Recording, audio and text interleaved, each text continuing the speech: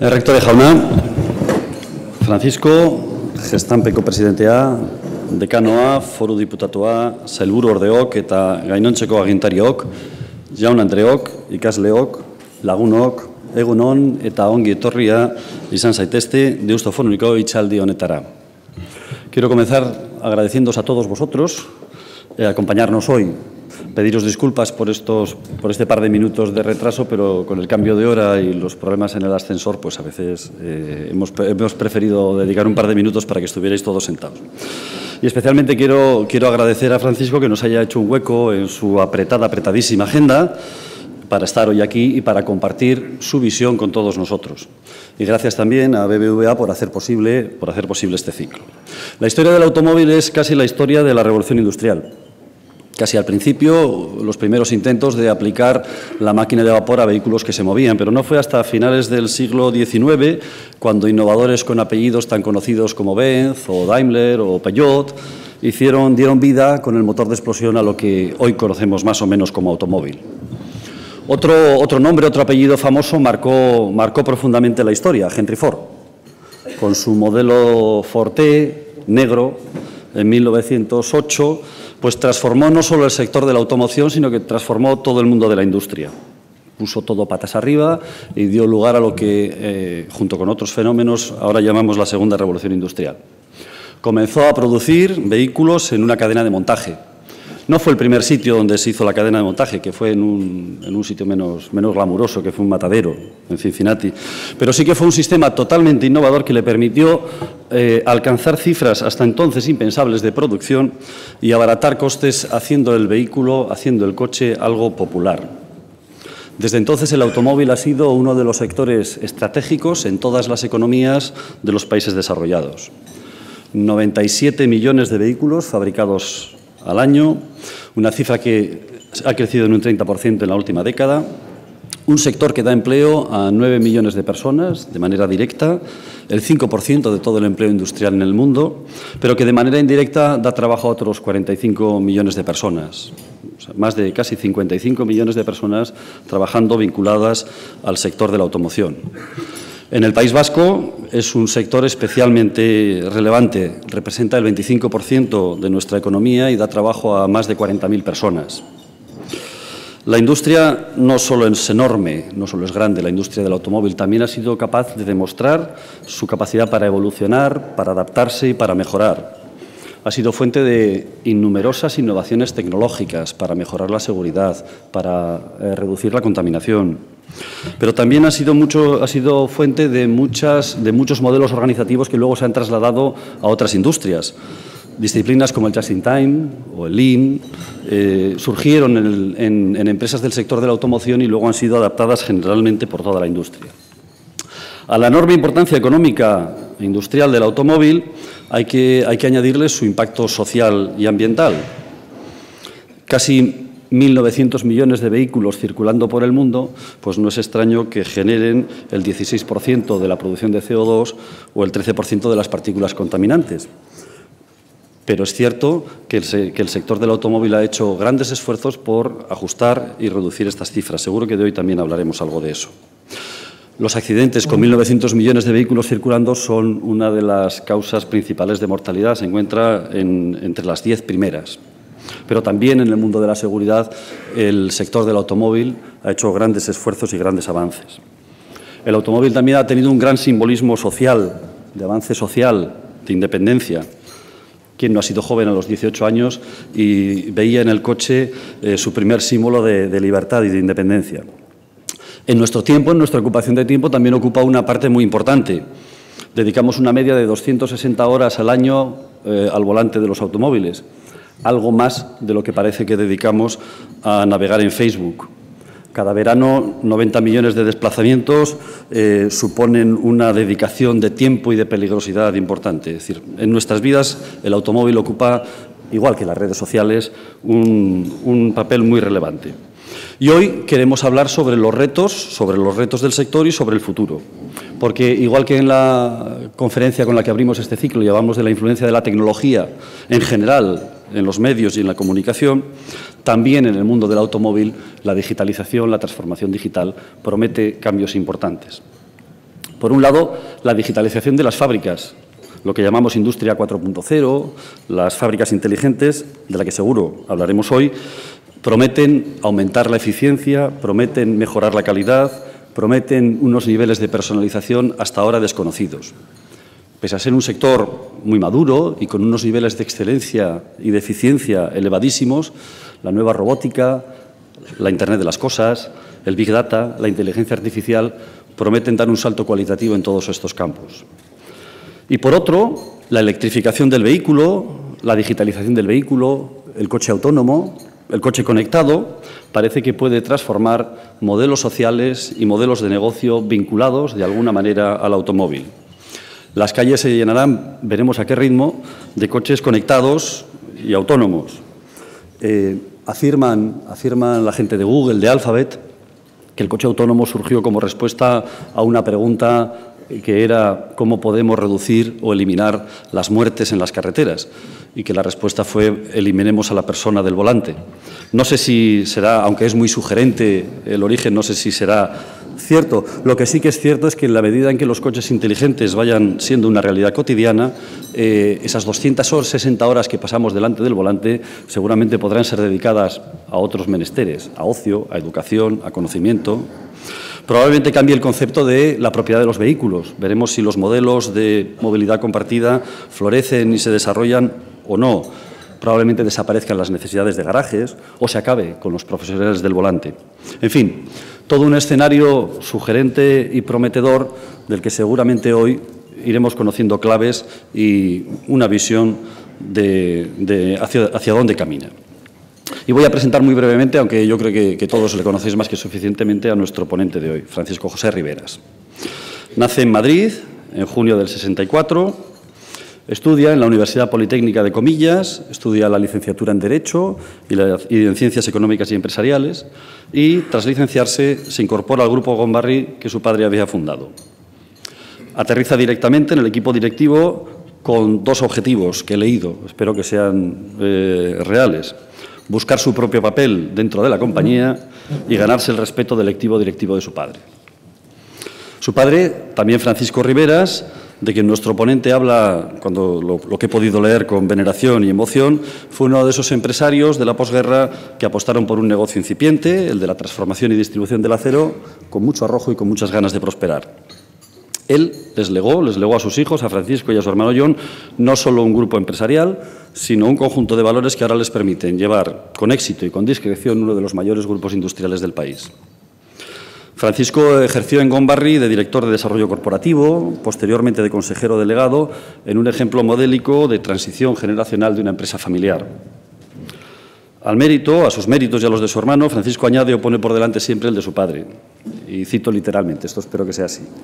Mi padre fue una persona espectacular para los negocios y un emprendedor hecho a sí mismo, pero no el tipo del gestor del que no deja hacer a sus hijos.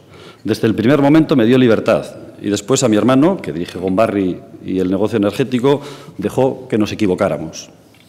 Creo que toda una lección también de valores y de valores de empresa familiar. En 1997, Francisco ve la oportunidad de abrir un nuevo negocio, creando Gestamp Automoción, a partir de algunas pequeñas inversiones y actividades que tenía en el mundo de la automoción. Desde entonces ha sido su presidente ejecutivo, desarrollando una estrategia de apoyarse en nuevas tecnologías, de diferenciarse y de adaptarse a las necesidades de sus clientes, acompañándoles por todo su proceso de globalización por el mundo. En 2017, Gestamp sale a bolsa, uno de los mayores hitos bursátiles del año, y sus cifras hoy son espectaculares, pero le dejo a él que las cuente. Francisco forma además parte de órganos de administración de otras sociedades de Gestamp y de sociedades del holding familiar, entre las que se incluyen las del Grupo Gombarri, ACEC, Energías Renovables y la Inmobiliaria. Es miembro además del Consejo de Administración de Telefónica, de CIA Automotive, cuyo presidente nos acompaña también hoy, de Dominion, de Sidiacero. Y, para finalizar, mencionar que también preside el Instituto de Empresa Familiar, en el que seguro que es un referente moral. Y participa también en la Fundación Endeavor, para apoyar e impulsar jóvenes emprendedores. En definitiva, nuestro ponente de hoy es una persona de familia, de valores, de empresa, de automoción, de innovación, de emprendimiento, de tecnología. Francisco, estamos todos ansiosos de escucharte. Muchas gracias por estar hoy aquí y por compartir tu visión sobre este futuro del mundo de la automoción.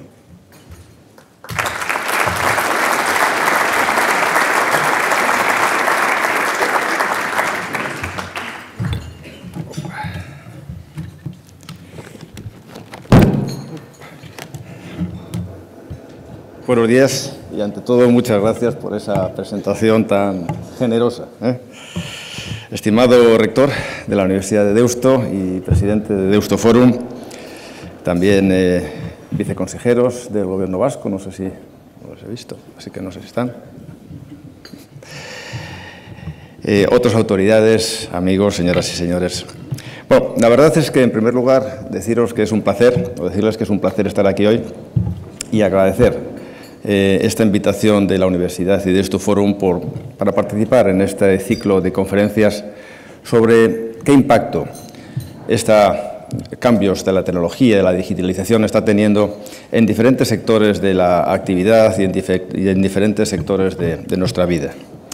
La verdad es que yo, oyéndote antes, no tengo muy claro que estemos asistiendo a una nueva revolución industrial. Yo creo que seguramente lo que estamos asistiendo más bien es a una aceleración del desarrollo, de la implantación de nuevas tecnologías, y el cambio fundamental es que esas tecnologías cada vez vienen más rápido, cada vez nos adaptamos más rápidos a ellos a nivel personal y a nivel corporativo y, por supuesto, rompen perfectamente con todo lo que hacíamos antes, pero lo hacemos con absoluta naturalidad. Y yo creo que lo que es evidente es que estos cambios no van a venir. Hablamos de muchas cosas que parece que suenan ciencia ficción, pero muchos de estos cambios ya se están produciendo o ya se han producido, y lo que es evidente es que nos tenemos que acostumbrar, porque los cambios que van a venir van a ser muchos más y seguramente más profundos. Y en este contexto, debates como los que antes se han anunciado sobre hasta qué punto va a existir una amenaza de la robótica o de la inteligencia artificial en algunos empleos actuales, sobre qué tipo de modelo educativo debemos de tener y qué tipo de reciclaje de algunos perfiles profesionales tenemos que ir haciendo, discusiones sobre la privacidad de los datos, discusiones sobre los riesgos de la ciberseguridad, todas esas cuestiones van a estar todos los días en la mesa. En todo caso, yo creo que hay personas que hablarán mejor de todo esto. Yo voy a hablar de mi experiencia personal y la de mi empresa y sobre el papel que la tecnología y ahora la digitalización está teniendo en el desarrollo de nuestro grupo y en el enfoque de futuro.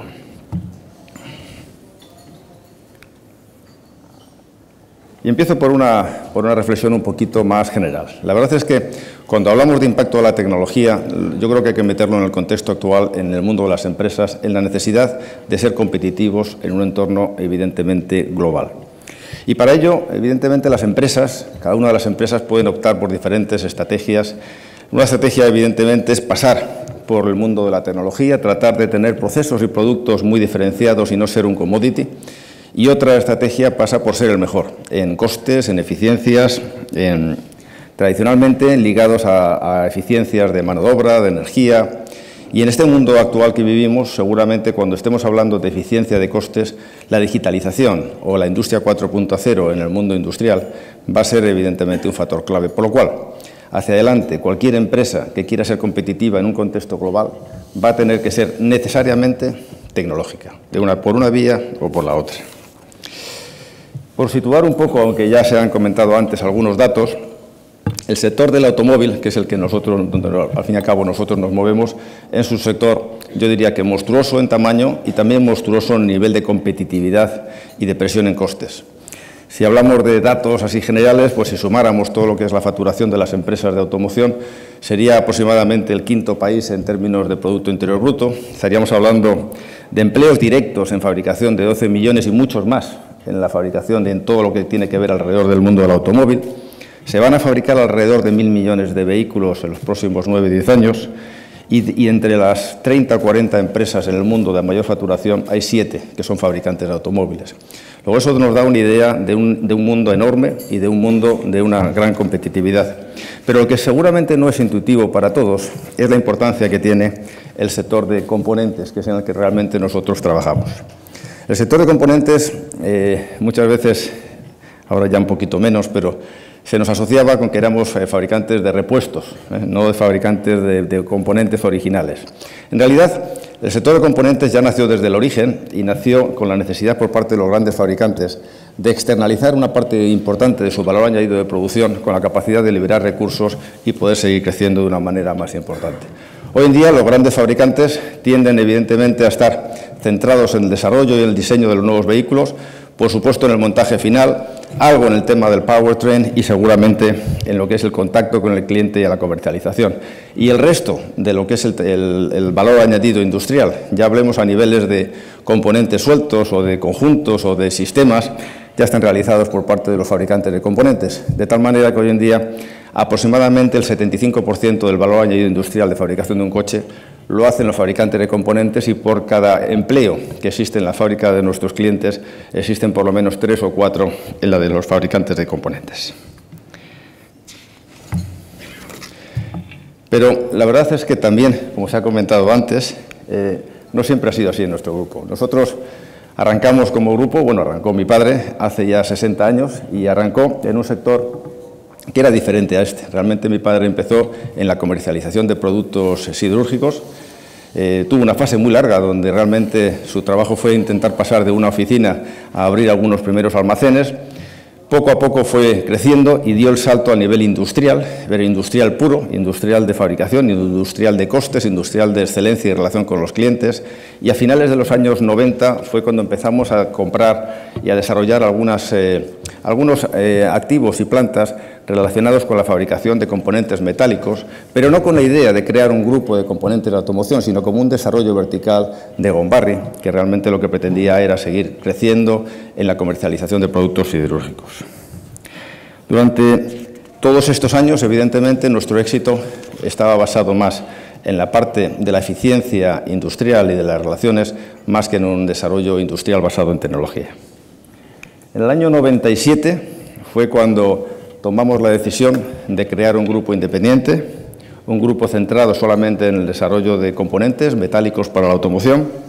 Ya teníamos un punto de partida, no empezamos un grupo desde cero. Esos primeros pasos que habíamos dado a principios de los 90 ya suponía que teníamos un grupo de empresas que facturaban, pero con un grupo de empresas que al final era local, principalmente operando en España, con soluciones build to print, es decir, no teníamos nada de centros de desarrollo, no desarrollábamos ni tecnologías ni producto y con 2 clientes. Y el planteamiento fue muy claro, hay que hacer un grupo independiente de gestión con el objetivo de ser líderes a largo plazo y para ello tenemos que preparar un plan estratégico de futuro.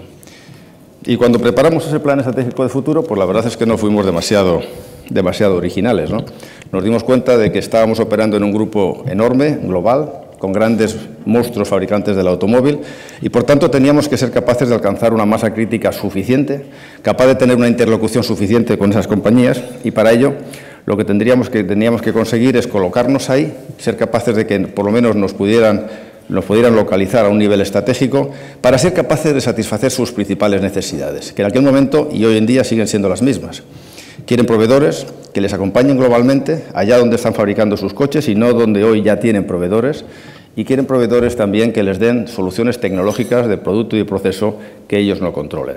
Y, por supuesto, evidentemente, todo ello basado en una serie de pilares que ellos necesitan, y es que esos proveedores sean solventes financieramente y solventes en el sentido de que cumplan con sus compromisos y que sean excelentes operacionalmente, que suena una palabra muy bonita, pero al final es siempre el mejor precio, siempre la mejor calidad y siempre el suministro a tiempo, ¿no?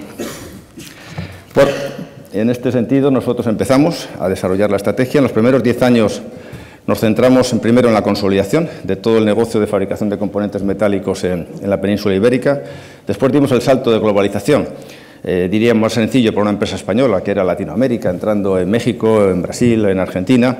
Y luego también empezamos a tomar participaciones en donde estaban los headquarters de nuestros principales clientes, ya fuera Francia, Alemania o Estados Unidos. Pero donde realmente enfocamos nuestra estrategia y, visto con perspectiva, donde realmente tuvimos más éxito fue en el desarrollo tecnológico.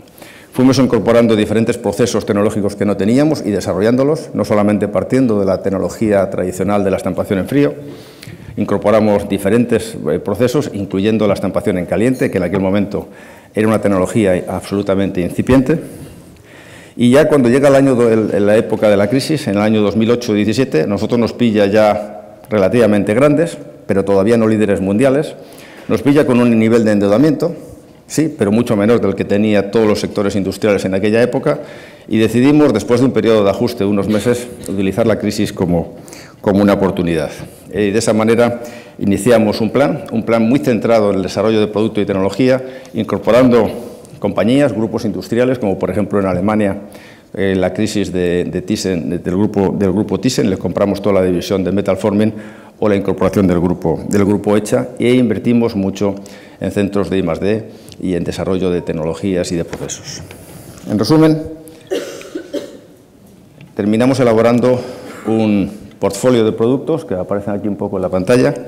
Básicamente hacemos todo tipo de componentes metálicos asociados con la fabricación de un coche. Estamos hablando sobre todo de productos asociados con la carrocería, toda la parte externa que se puede ver de un coche y toda la parte de refuerzos estructurales que se ven menos, de parachoques, de soporte de salpicaderos y ahora recientemente otros componentes que están saliendo como todo lo que es la caja de la batería de los vehículos eléctricos. En el mundo de chasis, donde fabricamos componentes de ejes delanteros y traseros y también... Perdón, para que tu comodidad vamos a mover un poquito el atril. Si no te preocupes, sí, está bien. Nos movemos un poquito. Sí, es que... Está bien, no, se me oye, ¿no? Sí, no, pero es por el sol, para que estés más cómodo. La verdad es que lo del sol, sí. Si quieres que te diga la verdad, si te refieres al sol... Se va moviendo. Oye, pues te lo agradezco. Es que yo no sabía que hacía tanto calor en Bilbao, joder. Sí. No, perfecto, ya. Todo lo que no sé si luego volveremos. Como el sol se mueve...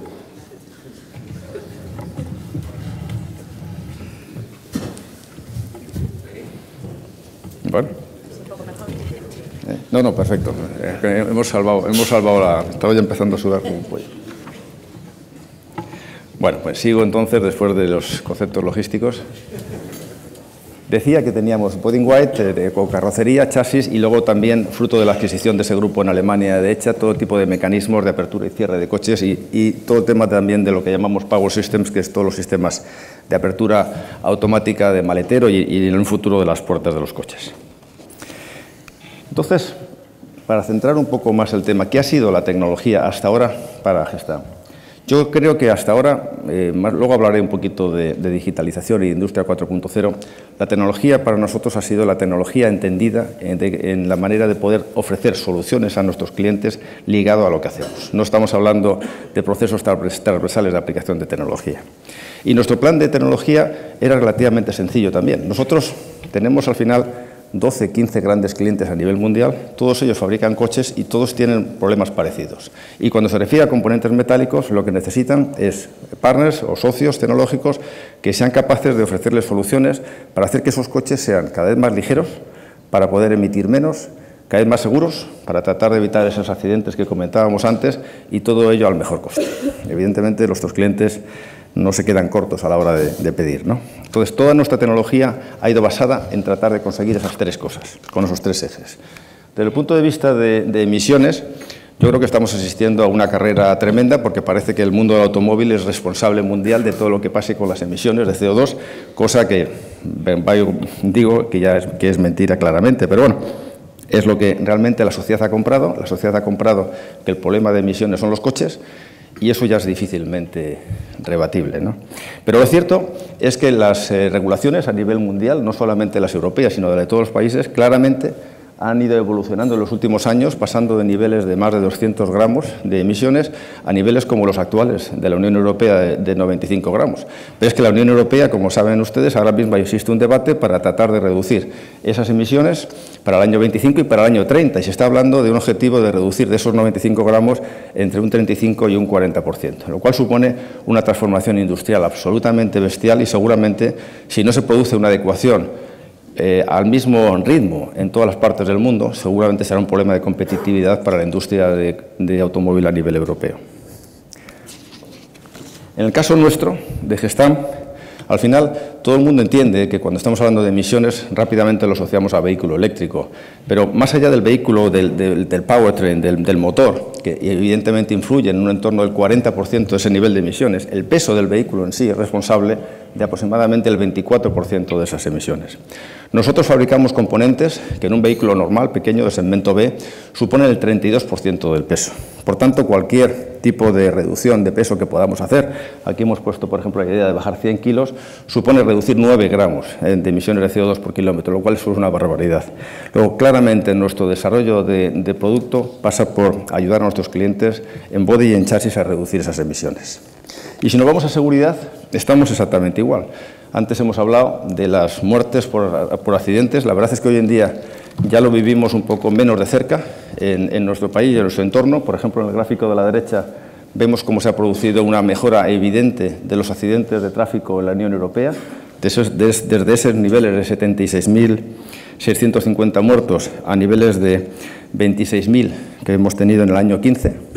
Evidentemente sigue siendo un problema muy fuerte, pero ya no es el problema que había. Pero es que estamos hablando a nivel mundial de más de 1 millón de personas que mueren, principalmente en países subdesarrollados y, por ejemplo, cifras que aparecen en países como la India son totalmente escalofriantes, ¿no?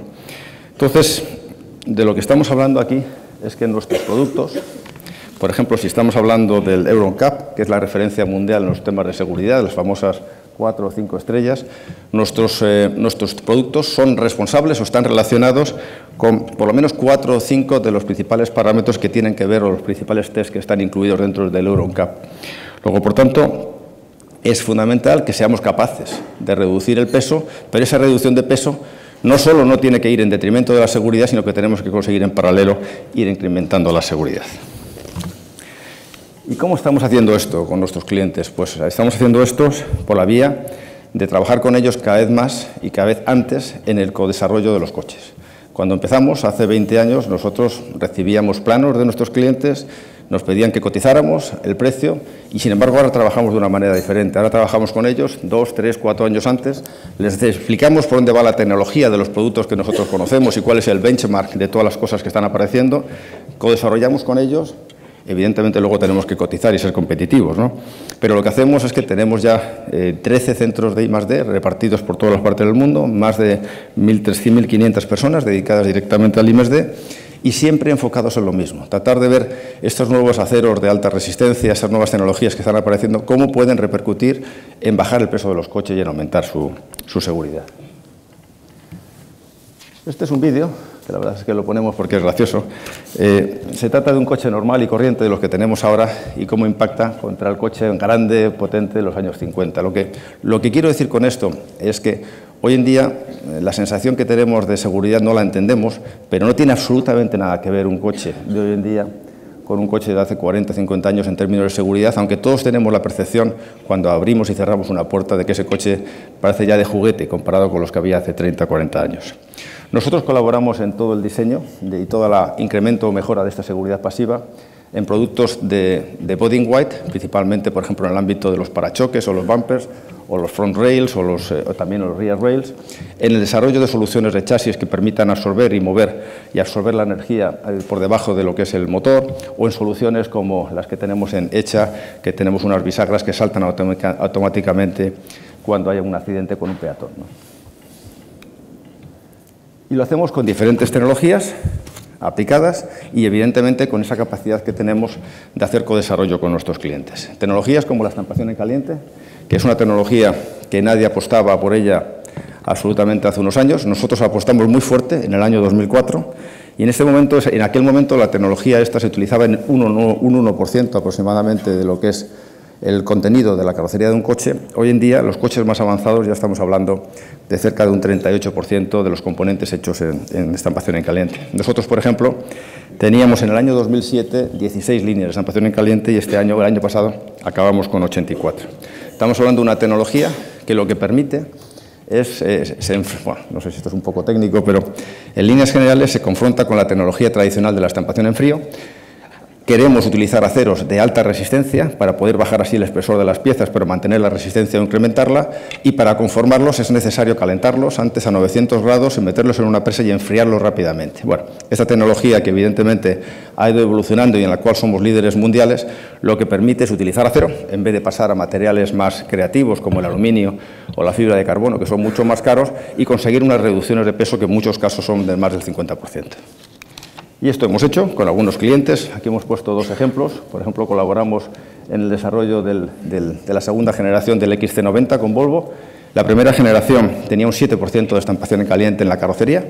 La nueva generación conseguimos llegar a ese 38% y con eso conseguimos que Volvo, en los paquetes que teníamos nosotros, que eran unos paquetes relativamente pequeños, reducimos 60 kilos y, por tanto, reducimos 6,5 gramos de emisión de CO2 por kilómetro y, además, conseguimos que ese coche fuera el más seguro en ese momento en el mercado. Yo creo que posiblemente siga siéndolo. Y, por ejemplo, con Ford trabajamos con soluciones, como por ejemplo ahí son los pilares B, que tienen mucha importancia en el crash lateral, donde trabajamos con sus soluciones que ya eran avanzadas y conseguimos, a través de la estampación en caliente, reducir el 11% y mejorar todos los crash test. Bueno, la verdad es que os estoy contando un poco un ladrillo de lo que hemos hecho, pero sí quería daros a entender o a conocer que el desarrollo nuestro ha tenido que ver con la estrategia y con la globalización, pero no hubiéramos sido capaces nunca si no hubiéramos dado el salto, cuando éramos una empresa pequeña e industrial, a la tecnología. Hoy, las cifras que hemos conseguido hacer, el salto que hemos podido dar de esa pequeña empresa que se fundó en el año 97, es que el año pasado cerramos con 8.200 millones de facturación. Multiplicamos por 4 desde el año 2009 tras la crisis. El número de personas, acabamos el año pasado con 41.000 personas, sobre 13.000 personas que teníamos a finales del año 2009. Tenemos ya 107 plantas industriales abiertas en 21 países y contamos con 13 centros de I+D que antes ya he comentado, y con este portfolio de producto y con esa estrategia de I+D. Pero hacia adelante nos enfrentamos a una situación posiblemente bastante incierta. Hoy en día, cuando se habla del automóvil, ya no se habla casi nada del diseño o del placer de conducir o de si el coche es de aluminio o no. Realmente, de lo que se está hablando en los coches hoy en día es hasta qué punto vamos a asistir a la revolución de los robocaps y cosas parecidas, ¿no? Yo creo que los retos que nosotros tenemos hacia adelante van a seguir siendo lo mismo. Las necesidades de nuestros clientes para nosotros van a estar basadas igual en ofrecerles soluciones tecnológicas y también en el tema de la globalización, seguir acompañándoles en la globalización. El mundo de la fabricación de coches sigue creciendo, hacia adelante sigue creciendo a un ritmo del 2-3%. Estamos estimando que seguramente en 10 años estemos hablando ya de algo completamente diferente. A lo mejor estamos hablando de 108 o 109 millones de vehículos. Pero la distribución de estos nuevos coches, evidentemente, no van a ser en los países maduros, va a ser en los países emergentes. Con lo cual, seguramente sobra, o por lo menos no es necesaria, capacidad adicional en los países más maduros, pero sí es necesario aumentar esas capacidades en otras zonas, como China o en la India. Y nuestra estrategia va a estar basada ahí, siguiendo de una manera importante en mantener todos los temas que nos han llevado ahora, desde la solvencia financiera y también la excelencia operacional, pero aquí dentro de la excelencia operacional ya no va a ser solo hablar de personas y de sistemas, sino hay que incorporar todos los temas de la digitalización. Entonces empezamos por el CASE, que es el acrónimo que ahora mismo se ha puesto de moda para resumir los principales retos de la industria del automóvil. Si hablamos de CASE, estamos hablando de la conectividad, coches conectados, el dato, la conducción autónoma, estamos hablando de lo que es el Shared Mobility o movilidad compartida y todo el tema de vehículo eléctrico o electrificación. Yo creo que ahora mismo todos estamos dando por hecho que va a haber coches y que Apple y Google van a estar en el medio y que vamos a tener coches autónomos funcionando, absolutamente eléctricos, y esto va a pasar seguramente mañana, porque estamos acostumbrados a entender que la revolución tecnológica viene con tanta facilidad que todo se puede hacer y se puede hacer de un día para otro. Yo tengo serias dudas de que esto vaya a ser así, no desde el punto de vista tecnológico. Yo creo que ahora mismo no se puede discutir que la tecnología evidentemente está disponible, con sus limitaciones, pero la tecnología está disponible. Pero hasta que la sociedad realmente en su conjunto sea capaz de cambiar, lo que hay que tener es extremado cuidado en no equivocar el largo con el corto. Y por tanto nosotros lo que estamos haciendo es, seguimos en codesarrollo en los coches que van a salir al mercado dentro de 3 años, coches que luego van a durar en el mercado 5, 6, 7 años, luego por tanto nuestra visión a los próximos 10 años es bastante exacta. Y, por supuesto, dedicándole un tiempo a pensar qué va a pasar dentro de los próximos 10 años, que tendrá mucho que ver en algunas de estas cosas. Pero para Gestamp, siendo fabricantes de componentes metálicos, de carrocería y de chasis, gran parte de estas cosas no nos afectan. Es decir, al final, cuando estamos hablando de conectividad, la conectividad no es realmente nuestro mundo. Si estamos hablando de la conducción autónoma, es verdad que algunos consultores opinan que en vez de ir a 100 o 110 millones de coches, podríamos conseguir una mayor utilización del coche y a lo mejor haría falta producir menos coches. Pero lo cierto es que eso no está tampoco muy desarrollado porque esos coches que se utilizarán más también durarán menos. Con lo cual, ese modelo no está claro y, por supuesto, todo el tema del Shared Mobility o movilidad compartida va a tener su impacto, pero no en el tipo de componentes que nosotros hacemos. Quizás algo más la electrificación. Pero lo que sí está pasando, y es una realidad desde estos últimos años, es que nuestros clientes ahora mismo tienen una necesidad imperiosa de concentrar todos sus recursos financieros y humanos en estos nuevos temas, porque están convencidos de que el líder del futuro va a ser aquel que solucione los temas de conectividad, los temas de Shared Mobility y los temas de conducción autónoma y, por supuesto, vehículo eléctrico. Con lo cual, significa que al tener menos recursos, lo que están haciendo es dándole más responsabilidad a fabricantes como nosotros. Necesitan proveedores que cada vez hagan más cosas para ellos liberar recursos y dedicarlos a estos nuevos temas. Con lo cual, estos últimos años hemos conseguido crecer mucho más de lo que está creciendo el mercado y seguramente en los próximos años nuestro problema no es el crecimiento. En este gráfico lo que he querido es un poco señalar, el tamaño de la burbuja tiene que ver con el tamaño del subsector de fabricación de componentes. Como ven, el mundo de body in white, de carrocería y chasis, es uno de los más grandes y, sin embargo, en el otro eje, lo que estamos hablando es el grado de outsourcing actual. Eso significa que hay hoy en día temas como, por ejemplo, la fabricación de neumáticos, que están prácticamente ya 100% producidos por fabricantes de componentes, pero hay otros ámbitos como el motor y el tema nuestro, donde el nivel de outsourcing es todavía bajo. En el año 15 estimábamos que estaba en un nivel de outsourcing inferior al 43%. ¿Qué es lo que va a pasar? Este 43% va a ir claramente hacia más del 50% y luego posiblemente en los próximos 10 años el crecimiento de nuestro mercado que estamos apuntando del mercado addressable, ¿no? Que es el mercado que realmente nos importa a nosotros, va a aumentar más de un 50%. Y nosotros tenemos una posición a nivel de liderazgo global para poder ser capaces de tomar por lo menos un 25% de ello. Y además de todas las 4 cosas que he dicho antes del case, la electrificación para nosotros no es un problema, porque nosotros no trabajamos en el ámbito de powertrain. Pero evidentemente lo que está pasando es que todo el tema del vehículo eléctrico, no ya por reducción de emisiones, sino por la necesidad de incrementar la duración de la batería y el rango de los coches, necesitan incrementar todos los ámbitos de lightweight o todas las estrategias de bajar el peso. Y, por tanto, todo lo que tiene que ver con estampación en caliente, incluso la incorporación creciente del aluminio, va a ser un tema muy importante relacionado con los vehículos eléctricos, algo que no es obvio para todo el mundo. Y luego están apareciendo nuevos productos para nosotros importantes, como la caja de baterías. La caja de baterías seguramente suena a producto relativamente pequeño, pero la gente no es consciente que hoy en día las grandes baterías de los coches que van a tener un nivel de autonomía de 400 o 500 kilómetros pesan 350 kilos. Y la battery box, que tiene que ser capaces de funcionar bien en términos de seguridad, de estanqueidad, de todo tipo de problemas, pesa 150 kilos. Luego estamos quitándole 350 kilos a un coche por el powertrain normal de combustión y estamos metiéndole 500 kilos. Luego esa batería para nosotros es una pieza muy importante que hasta ahora no hacíamos. Y ya por ir acabando, voy a entrar en el ámbito de la digitalización o Industria 4.0, donde aquí hablamos todos con una naturalidad enorme de un montón de datos y de mensajes y de terminologías, muchas de ellas anglosajonas. Yo creo que realmente lo que estamos consiguiendo con todo este aluvión de información es provocar que la gente se quede un poquito más paralizada, ¿no? Para mí, lo que se está produciendo, como comentaba antes, no es una revolución, es una evolución. Yo creo que ahora mismo lo que se está produciendo en el ámbito industrial, yo no estoy hablando aquí en lo que está pasando en el mundo del B2C, todo el día estamos hablando de lo que pasa en el mundo B2C y cómo la digitalización y la tecnología permite a muchas empresas conocer de primera mano lo que piensan los consumidores. En el mundo nuestro eso no es un problema, nuestros clientes no es que nos lo digan, nos chillan todos los días qué es lo que quieren y les tenemos claro qué es lo que quieren. El problema es para qué podemos utilizar todo este tema de la nueva revolución tecnológica. Pues para nosotros realmente digitalización o la revolución tecnológica implica que ahora mismo existen medios que nos van a permitir contar con un montón de unas cantidades ingentes de información y tenemos que ser capaces de tratar esa información para ser más eficientes.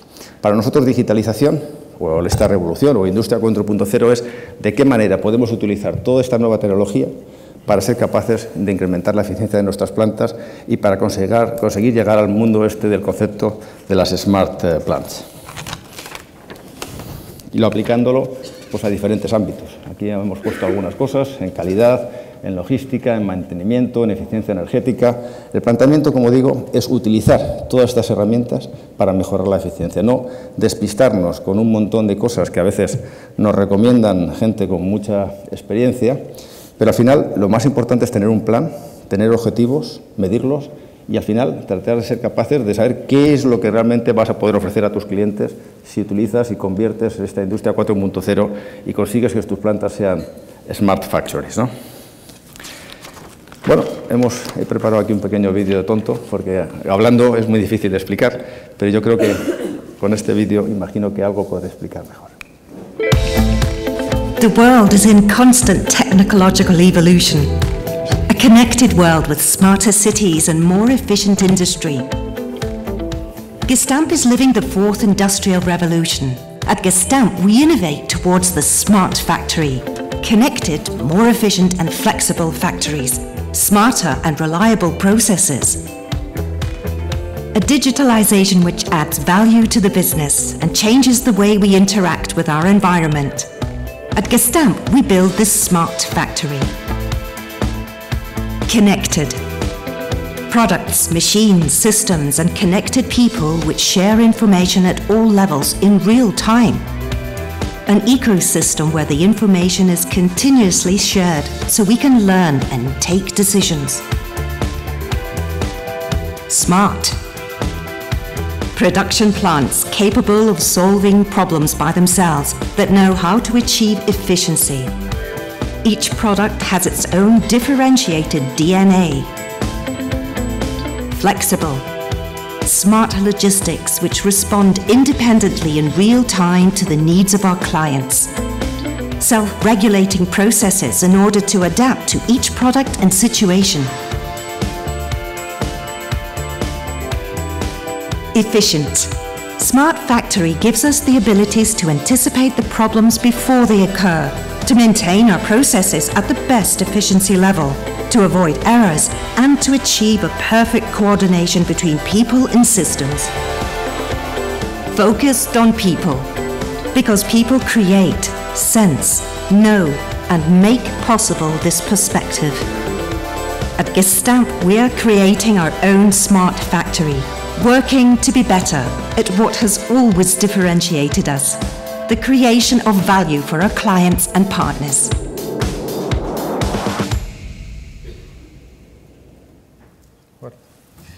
Ya he aprovechado para hacer un poquito de marketing, que también es importante. Bueno, ya acabo. En líneas generales, todo lo que decimos en el vídeo es lo que estamos intentando hacer. Creo que vamos lentos, creo que esta revolución viene muy fuerte. Es muy difícil para compañías como las nuestras tratar de conseguir objetivos de digitalización cuando todas nuestras empresas son demasiado verticales. Hoy en día, para realmente ser capaces de avanzar rápidamente en la digitalización y todo el tema de 4.0, tenemos que conseguir que todos nuestros departamentos trabajen en transversal y además tenemos que estar muy abiertos porque necesitamos tener empresas que estén continuamente trabajando con nosotros. Esos modelos de colaboración no existen tradicionalmente en las compañías y tenemos que romper nuestras organizaciones para avanzar más rápido. Tenemos que integrar, no tiene sentido que nosotros desarrollemos a nuestros propios ingenieros para desarrollar algoritmos o desarrollemos nuestras nubes. Tenemos que trabajar con los proveedores. Pero creo que nosotros estamos avanzando, pero no a la velocidad que a mí me gustaría. Este es un ejemplo de un proyecto real que llevamos trabajando ya unos años. Nosotros, como he dicho antes, somos líderes mundiales en lo que es la tecnología de la estampación en caliente y lo que hemos decidido es que teníamos que conseguir la manera de utilizar esta nueva Big Data obsesión que tenemos todos para ver de qué manera podíamos mejorar la eficiencia de estas líneas. Básicamente lo que hemos hecho ha sido sensorizarlas todas, completas, de un punto al otro, de tal manera que en este momento de cualquier línea de estas, empezando por una prueba piloto, pero ya tenemos más de 40 líneas conectadas, analizamos 3.000 variables diferentes, no las 4, 5, 6 o 10 que se pueden utilizar en cualquier tipo de control de una máquina, de tal manera que conseguimos una muy alta frecuencia de datos, hablo aquí de 70.000 millones de datos al día, pero lo importante de aquí es que estamos recogiendo todos esos datos, poniéndolos en común todo lo que pasa en todas las líneas del mundo y empezar a desarrollar ideas de qué es lo que pasa con esas líneas, por qué se paran. Al final, nuestra eficiencia, nosotros somos un negocio que necesita mucha inversión. Y esa inversión implica que si nosotros conseguimos que el tiempo de disponibilidad real de la línea sea mucho mayor, conseguimos reducir inversiones. Si además conseguimos pasar a saber qué es lo que le pasa a la línea de verdad, no a prever, sino a realmente tener una idea clara de qué es lo que va a pasar, pasamos de esos gastos que tenemos continuamente en todas y cada una de nuestras plantas de mantenimiento correctivo o incluso preventivo, que estemos contratando con muchos fabricantes, a unos hubs de mantenimiento que nos permite, con un análisis correcto, llegar a un mantenimiento predictivo y evitar, además, todas esas paradas que nos obliga a trabajar en fines de semana o hacer transportes urgentes. Estoy, evidentemente, siendo a lo mejor un poco agresivo, pero lo que estoy diciendo es que detrás de aquí hay una bolsa de ahorro de gastos y de mejora de eficiencia absolutamente bestial. Pero bueno, es un ejemplo, tenemos muchos otros de los que hemos citado antes y ya acabo. Con esto, como he dicho antes, nosotros cuando empezamos nuestra andadura montamos un plan estratégico sencillo y hacia adelante vamos a seguir con el mismo plan estratégico. El sector no ha cambiado, las necesidades específicas sí han cambiado, pero nuestro desarrollo va a seguir basado en tecnología y en globalización, manteniendo una excelencia operacional que va a tener que ser soportada por todo el tema de la digitalización en la industria 4.0. El mundo los retos del case tenemos que vigilarlos, pero vigilarlos en el sentido de trabajar en lo que va a ser la realidad de los próximos 10 años y dedicar un tiempo a pensar qué va a ser la realidad dentro de los próximos 20 años y por supuesto, no olvidarnos nunca del mundo de la solvencia financiera, porque al fin y al cabo nuestros clientes necesitan partners estratégicos que sean solventes y que no generen problemas. Y nada más. Muchas gracias.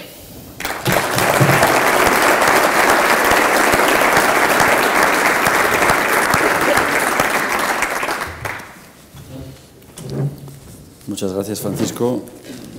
Ya saben todos los habituales que pueden formular preguntas.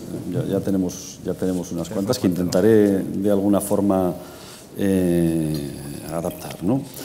Hablabas antes en la estrategia de Gestamp inicial, ¿no? Es decir, necesitábamos dimensión, pero bueno, vivimos en un país que es un país fundamentalmente de pymes, a lo mejor no en este sector, pero tradicionalmente de pymes, ¿no? ¿Cuáles, en este escenario global y donde la tecnología y las inversiones son cada vez más importantes, cuáles son los retos que tiene la pyme, qué espacio tiene, qué podría hacer? Yo creo que la pyme y los startups que aparecen, yo creo que su objetivo principal debe ser crecer y hacerse grande. Yo no creo que una empresa nazca con la idea de no crecer. Luego, por tanto, el crecer hoy en día es una necesidad. Evidentemente, nuestro sector es global y necesitas crecer y una masa crítica es obvia, ¿no? Hay otros sectores que a lo mejor no es tan obvio, pero si hoy realmente vivimos en un mundo global y competitivo, si realmente se tiene un posicionamiento de producto o de tecnología que es diferencial y que realmente nos puede pedir un cometido, lo que hay que hacer es crecer. Porque ese crecimiento es lo que precisamente te permite tener una masa crítica suficiente para seguir invirtiendo en tecnología, para globalizarte y para poder defenderte. Claro, es muy fácil, mi sector es mi sector y todos los sectores son diferentes, pero creo que hoy en día en el mundo global una empresa pequeña que realmente tenga algo especial tiene que crecer. Si no crece, eso va a durar muy poco. Los factores de competitividad hoy en día duran muy pocos. Tienes que estar continuamente innovando aquella cosa porque la cosa que ya has hecho te la van a copiar en 2 días. Por eso, insisto, yo creo que cualquier empresa, dependiendo del modelo, que tenga algo especial y que tenga un proceso especial y que tenga un producto especial, lo que tiene que hacer es crecer. Vosotros, tú lo has mencionado, habéis hecho un esfuerzo muy importante inversor en tecnología innovadora, ¿no? Y hay algunas preguntas relacionadas a cómo financiar la innovación manteniendo la solvencia financiera con unos márgenes ajustados. Es decir, ¿cuál es la fórmula mágica para hacer esto? Si es que es difícil, pero es verdad que hay que tratar de, cuando tienes un plan claro de tecnología y de producto y tienes planes específicos con codesarrollos, con clientes, lo que tienes que tener siempre es un horizonte de largo plazo. Lo que no se puede uno permitir es que cuando vengan momentos malos, que vienen siempre, parar ese tipo de inversiones porque son las que menos retorno evidente tienen al día siguiente. Yo creo que eso es un error. Entonces, yo diría que para nosotros el gran reto siempre está en cómo hacemos el equilibrio entre el corto y el largo. Nuestro sector no es como otros sectores que a lo mejor son menos intensivos en capital. Nuestro sector es muy intensivo en capital. Cada vez que tomamos una decisión de comprar maquinarias, pues tenemos que estar hablando de un periodo de amortización que no será inferior a 12, 15 años. Luego, por tanto, tenemos que estar siempre pensando en el largo y en el corto. Yo creo que ese es el equilibrio. No podemos empezar a gastarnos todo nuestro dinero y toda nuestra cuenta de resultados por I+D cuando nuestra cuenta de base no funciona. Igual que cuando precisamente las cosas no van bien, no es el momento para lanzarse en una globalización, porque dará buenos frutos, pero a corto plazo te va a costar dinero, ¿no? Yo creo que estamos hablando siempre del equilibrio, pero es para mí lo que sí creo y estoy absolutamente convencido que en España tratar de competir solamente por costes y no apostar por la tecnología diferencial es un suicidio. El sector de la automoción en el País Vasco es fundamentalmente de componentes. Este fenómeno que hablabas de un crecimiento en el outsourcing de los componentes puede ser una oportunidad para la industria en general del País Vasco, de la automoción. La industria de componentes está creciendo más de lo que está creciendo la industria de fabricación de automóviles. Y eso está relacionado precisamente por ese nivel. Los fabricantes de automóviles necesitan estar ahora mismo, por ejemplo, en el mundo de la electrificación. Todos los fabricantes de coches ahora ya están apostando de una manera muy seria en vehículo eléctrico. Llevamos hablando 10, 15, 20 años de vehículo eléctrico y hasta ahora ha sido nada, marginal, absolutamente marginal. Este año se estima que vehículos puros eléctricos van a ser menos de 1 millón de coches, de los 97 millones que se van a fabricar. Es muy poco, ¿no? Entonces, ya me estoy yendo. ¿Qué más preguntas? La pregunta era si era una oportunidad para el sector en el País Vasco. No, pero es que fíjate, fabricantes, cualquiera de ellos, tienen que invertir en coches eléctricos nuevos, pero por otro lado no saben cómo de rápido se va a hacer la transición entre vehículo de combustión y eléctrico, con lo cual están desarrollando y gastando un montón en desarrollar los vehículos tradicionales que tienen y en paralelo los vehículos eléctricos. Y no saben cómo se va a mover el vehículo y cómo de rápido, con lo cual enorme inversión en producto lo que implica es que pueden producir menos componentes, tienen que liberar recursos y eso nos lo están dando a nosotros. Claro, es trabajo adicional que te viene y es riesgo, porque esos volúmenes luego al final cuando sumas el vehículo de combustión y el vehículo eléctrico las cuentas no dan claramente. Pero en ese equilibrio lo que implica es que tienen mucha más dependencia de los proveedores, no solo en fabricación, sino también en diseño. Sí, pero también decías que la fabricación seguramente se va a desplazar hacia otros mercados, ¿no? Hacia mercados que no son los más maduros, ¿no? Es decir, los más emergentes. Ese dato es correcto. Fíjate, si nos remontamos al 2005, para no irnos más lejos, en aquel momento China, la fabricación de vehículos en China era aproximadamente de 4 o 5 millones de vehículos, de un total de 65 millones de vehículos. Este año, de los 97, o el año pasado, de los 96, 97 millones, 27, 28 se han producido en China. En aquel momento, en el año 2005, que no estoy hablando de hace tanto tiempo, el 70% de los coches se fabricaban entre NAFTA, entre Norteamérica, básicamente Estados Unidos y Canadá, poco México, Europa Occidental y Japón. En este momento ya existen más coches producidos en esos países que llamamos emergentes, luego el cambio es bestial. Ya en los próximos 10 años se estima que esos países maduros van a quedar más o menos estables, y todo el crecimiento se va a volcar en los nuevos. Con lo cual, si realmente quieres crecer en el entorno que viene, tienes que crecer apuntando a esos países emergentes, pero una cosa no quita la otra, ¿no? Tienes que seguir apostando por invertir. El nivel de outsourcing, cada vez que hacen una planta nueva, en nuestro caso, está incrementando exponencialmente.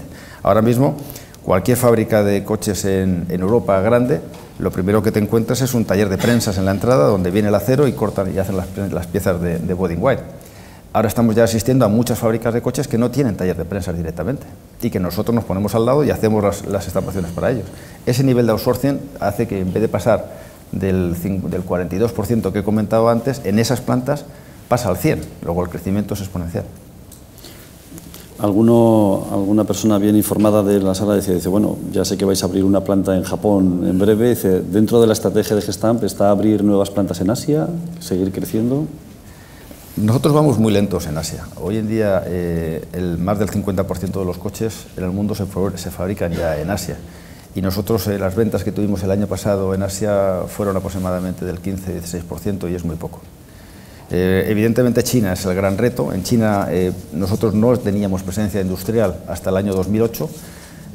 Ahora ya con los nuevos acuerdos que hemos hecho ya contamos con 9 plantas y este año todavía no, pero el próximo año estaremos en 900 millones de facturación.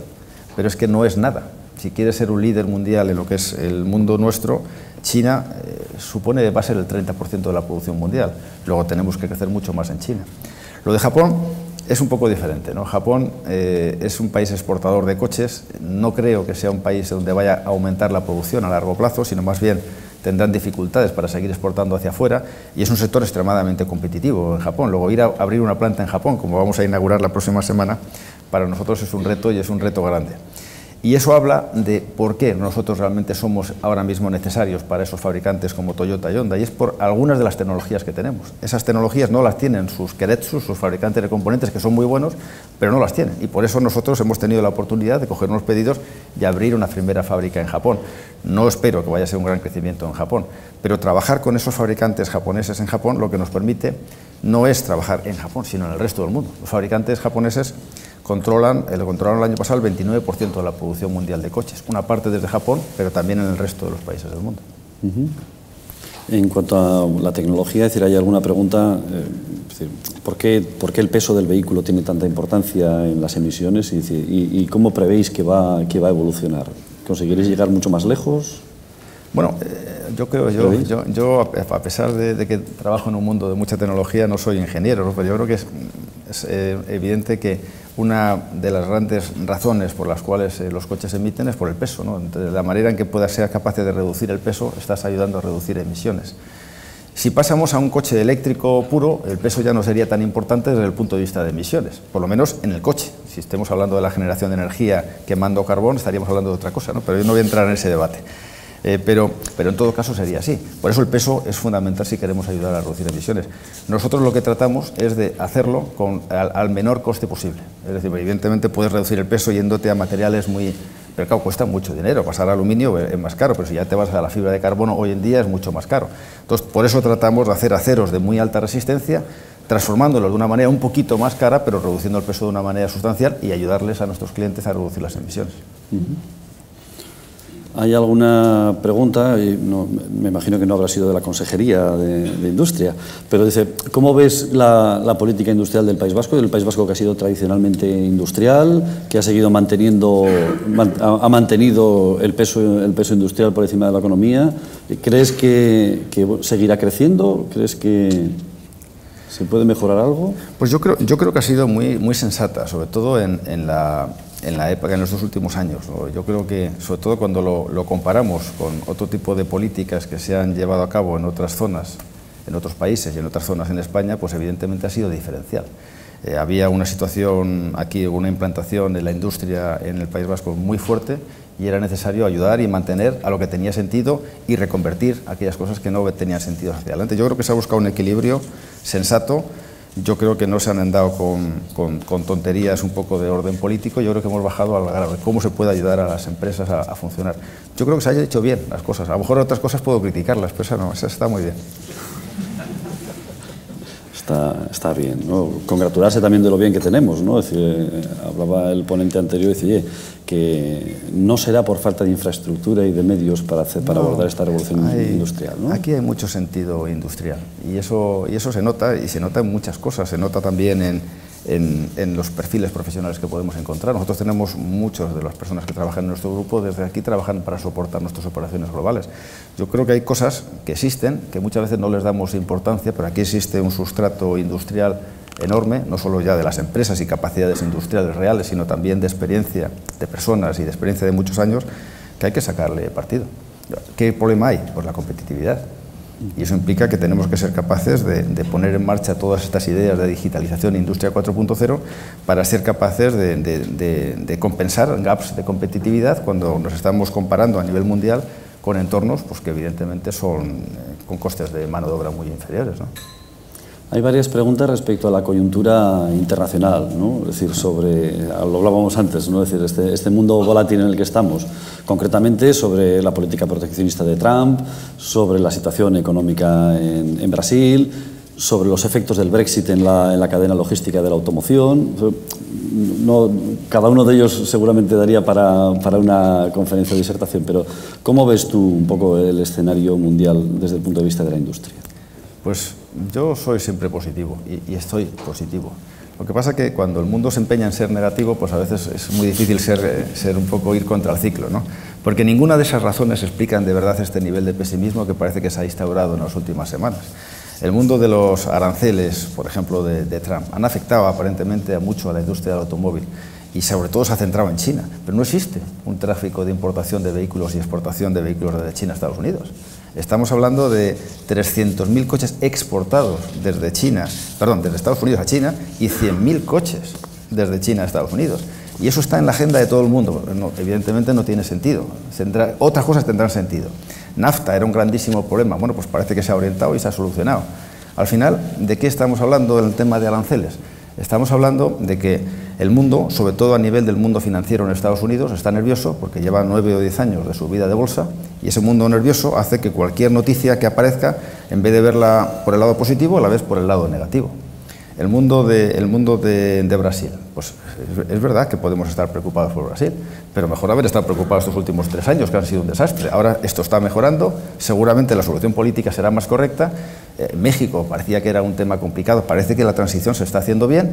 Nadie habla de las partes positivas, nadie habla de esos riesgos tan sistémicos que teníamos en Europa hace 2 o 3 años y que se han corregido y ya no los hay. Ahora ya hablamos del Brexit y de Italia. Bueno, está bien, cuando queremos ver las cosas negativas, pues las vemos negativas. Yo no creo que haya razones objetivas hoy en día para que realmente pensemos que vaya a haber una caída de ciclo. Evidentemente llevamos en un ciclo ya largo, no muy intenso en amplitud, y vendrá un ajuste, pero tampoco creo que nos vayamos a enfrentar a una crisis especial como la que hubo en el año 2008. Luego yo creo que está habiendo una sobrereacción, motivado principalmente por ese nerviosismo en algunos mercados financieros, y eso nos está contagiando a todos. Y luego tenemos nuestras propias cosas locales, que la verdad es que tampoco ayudan. Está bien. Yendo un poco al mundo de la digitalización, ya de que era también el eje temático, ¿no? Has puesto uno de los ejemplos de los proyectos que tenéis. ¿Hay sobreexpectativas en los resultados de la digitalización de la industria? No hablo ya del mercado del coche conectado, sino de las promesas en cuanto a las mejoras de eficiencia, ¿o creéis que son una realidad? Yo creo que son una realidad y es un objetivo que va a costar, porque supone una transformación de la manera de hacer las cosas. Pero pensar que no vamos a ser capaces de utilizar esas nuevas herramientas que tenemos en la mesa para mejorar nuestra eficiencia es una locura. O sea que, curiosamente, dentro de la sociedad, cuando hablamos de esto, casi nadie está hablando de la eficiencia de las plantas industriales. Todo el mundo está asociándolo al B2C ligado a la experiencia del consumidor. Luego, por tanto, la mayor parte de los esfuerzos están orientados hacia eso. Y seguramente en la sociedad lo que se está viendo es eso. Claro, cuando estamos hablando, imagino que de la conferencia de José María de hace unas semanas, claro, él lo está viviendo desde un punto de vista absolutamente diferente, donde lo que viene es absolutamente espectacular y lo que te genera es nerviosismo e intranquilidad porque viene todo tan rápido y no sabes cómo al final sacarle partido a todo eso.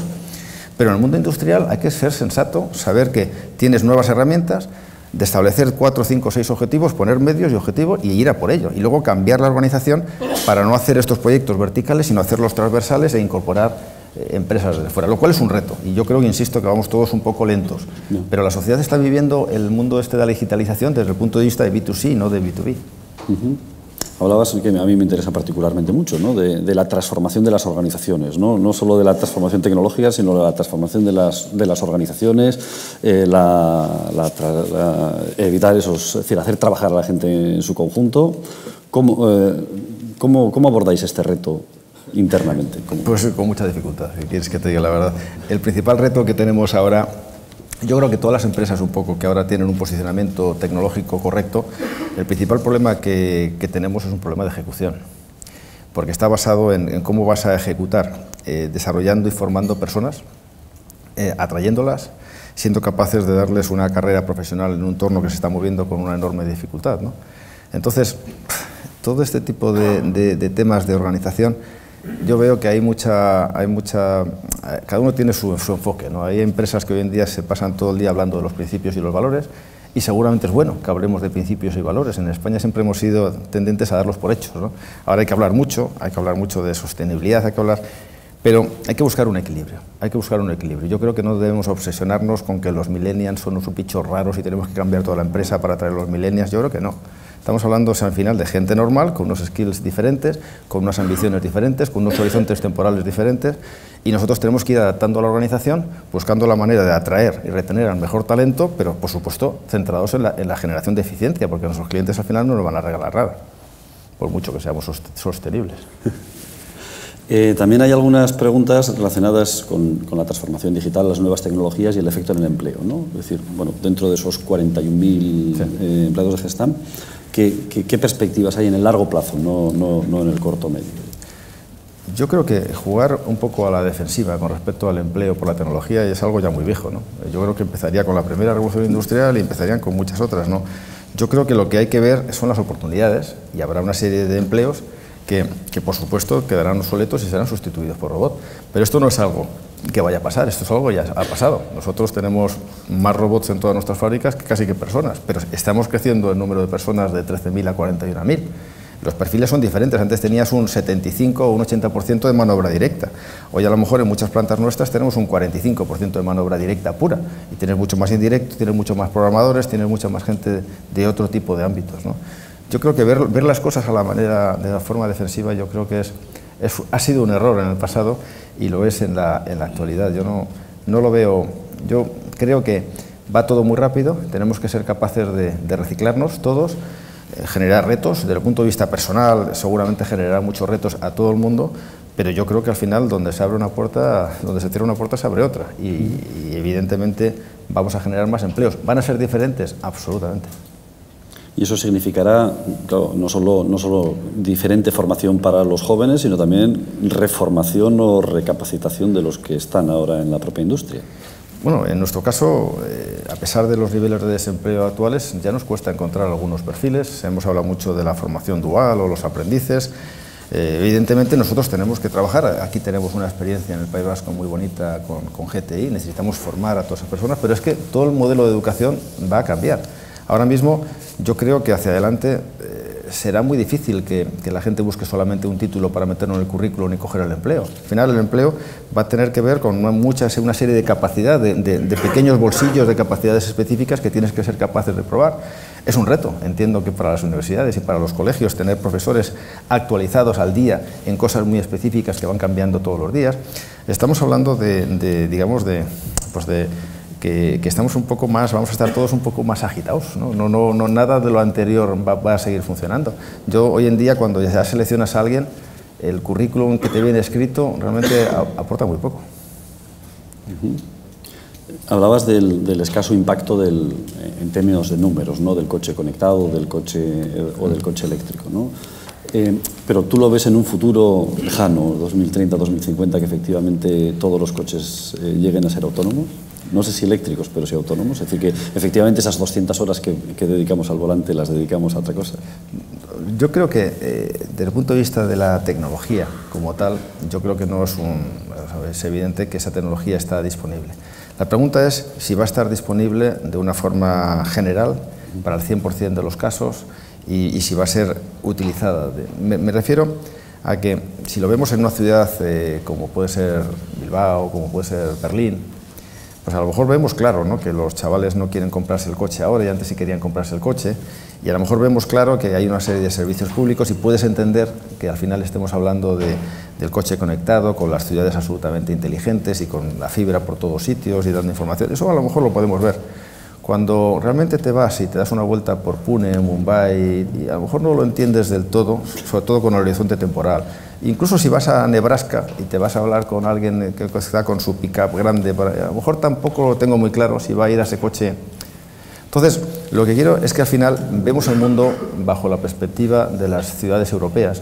Y es un error, porque Europa y las ciudades europeas no va a ser importante desde el punto de vista demográfico, no lo es. Con lo cual hay que pensar en el mundo en términos absolutos. Y con respecto al tema ese, yo creo que va a depender mucho del nivel de inversión, por ejemplo, que se produzca. No sé si hablaría José María cuando estuvo aquí, pero claro, la base fundamental para que el coche conectado funcione es que existe una cantidad de tecnología tirada en las calles que requiere unos niveles de inversión absolutamente bestiales y que tenemos que ser capaces de ponerlo. Claro. En España hay muchísima más fibra que en Alemania. Es que en Alemania hoy en día, que es el país que podría, por ejemplo, tirar, no podrían hacer esto en muchísimos años. Entonces, o el vehículo eléctrico, sí, es verdad. Ahora mismo el vehículo eléctrico no es que me lo crea o me lo deje de creer, es que ya hay miles de millones invertidos y ya hay planes concretos con nombres y apellidos de coches que se van a fabricar en el año 2025 y por eso, cuando estamos hablando de una figura en torno al 10% de vehículo eléctrico puro, todavía me parece optimista, pero ya estamos hablando de 10, 12, 15 millones, ya estamos hablando de una revolución. Pero habrá 90 millones o más de coches de combustión todavía en aquella época y tendremos que seguir teniendo algún tipo de diésel, si no nos volvemos locos. O sea, seguro. ¿Hay alguna pregunta también respecto de la evolución en la bolsa? Y una particularidad, es decir, vamos a decir, procuro siempre a todas las preguntas. ¿Cotizará en el IBEX próximamente Gestamp? Con lo bien que íbamos, tienes que hablar ahora de bolsa.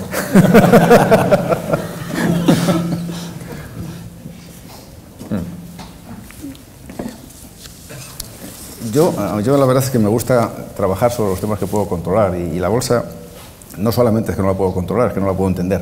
Y como no la puedo entender, pues no me preocupa demasiado. Tiene sus propias dinámicas.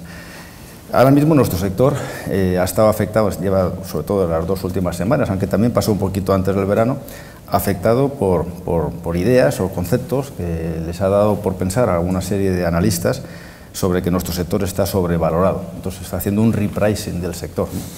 Y luego, en paralelo, lo que se ha producido es ya un ajuste en los mercados financieros globales, que también nos han afectado, con lo cual llevamos un periodo de tiempo donde no gusta mucho ver el teléfono porque te está dando continuamente malas noticias.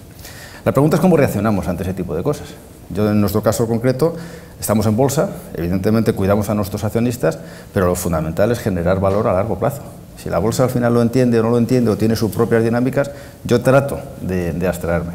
Y el tema del IBEX no puede ser un objetivo en sí, tendrá que ser una consecuencia si lo hacemos bien, ¿no? Y ya por terminar, porque además tienes un compromiso y ese era el motivo, además del cambio de ley y de adelantarlo, ¿no? Que hablábamos de asomándonos a un mundo digital, ¿no? Es decir, en ese mundo digital en el que, bueno, pues Gestamp será un agente importante. El mundo industrial no es, como tú bien decías, el mundo de las telecomunicaciones, ni de los contenidos, ni del comercio electrónico, ¿no? Pero tú crees que realmente, ya has dicho, es decir, no creo que sea una revolución, porque venimos revolucionándonos permanentemente, ¿no? Pero sobre todo, ya que tenemos estudiantes que te decía antes que están haciendo el máster en automoción, ¿crees que seguirá siendo un sector especialmente atractivo, especialmente importante en la economía, especialmente innovador también en este escenario digital? Yo creo que el sector del automóvil es apasionante. Primero ha sido siempre, no ya por tamaño, de una extrema competitividad. Cualquier tipo de innovación desde el punto de vista industrial, de tecnologías, de procesos, de fórmulas de gestión, realmente la mayor parte de ellas pasan a través del mundo del automóvil y hacia adelante. Ahora mismo es verdad que a lo mejor en algunos casos yo me paso convenciendo a la gente de que el case no es tan importante, pero lo cierto es que cuando hoy en día vas a una feria de tecnología, lo único que se habla es de coche, porque va a ser el nuevo sitio por donde van a pasar la mayor parte de las revoluciones, sean del automóvil propias o sean de la sociedad. Con lo cual yo me parece que es un sector que ha sido siempre apasionante y que va a ser todavía más. Bueno, pues muchísimas gracias, Francisco, muchísimas gracias a todos. Ha sido la pasión y apasionante escucharte. Seguiremos con el ciclo. La siguiente conferencia tratará sobre la transformación digital de la banca, que ahí sí que creo que les afecta un poquito más. Seguro que sí. Carlos Torres nos contará ello. Muchísimas gracias a todos. Gracias.